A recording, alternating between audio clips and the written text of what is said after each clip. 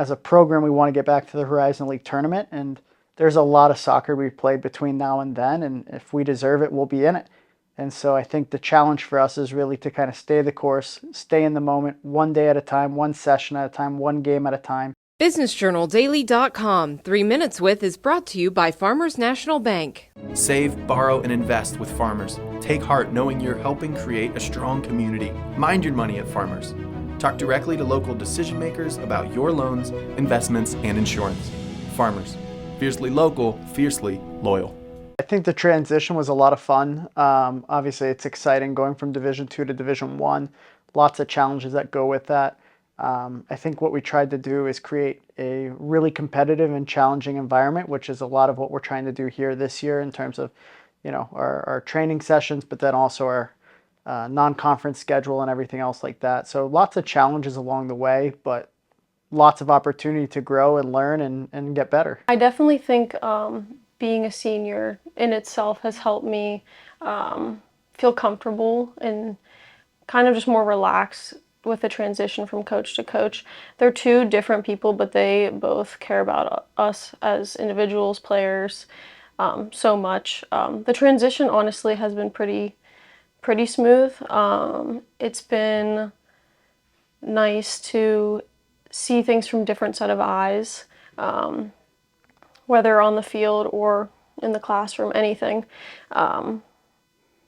It's nice to have that with Coach Rich. It's been almost a team thing, trying to help him come into a new program and feel comfortable, and then him teach us new things that we've never done or seen before. There's definitely a fine balance between the keeping the morale high and obviously playing some really competitive opponents. So I think when we look at like Indiana, Texas Tech, Mizzou to open up the season, the idea there is really, let's go out there and play teams that would probably be at the high end of the Horizon League in an average year. And, so we're going to see everything we need to see really in the first 3 games from a competitive standpoint, a fitness standpoint, and just put ourselves under a lot of adversity. And so I think the biggest thing from that is how much stronger can it make us, and learning what maybe our breaking points are going to be, learning what our weaknesses ultimately are, right? And having more time to correct some of those things as we move forward. And so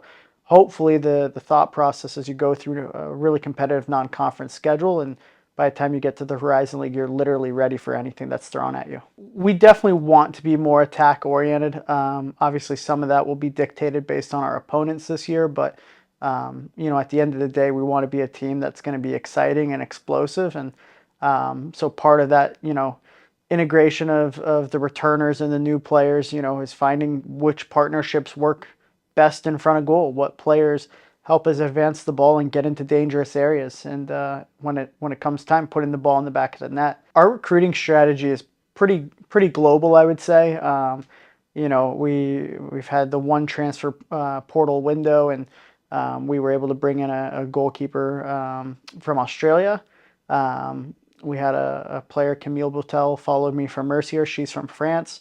So that kind of speaks to the global side of things. But then I think there's been a really big emphasis on just getting the best players that we can, regardless of where they're from. And, the 25 class is blended a little bit between Coach Schrum and myself. And, it's nationwide.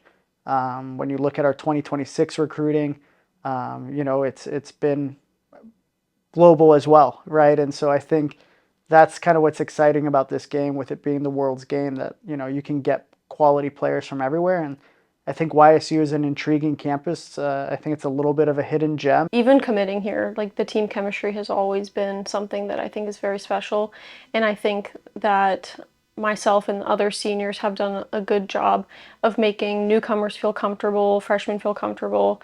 I think we do a good job of hanging out outside of soccer. We do team bonding all the time. On the field, it's always pushing each other. It's always wanting the best for each other, no matter what we do. I'm always striving to give it my all and do the best for the team that I can, whether it's on the field or off the field.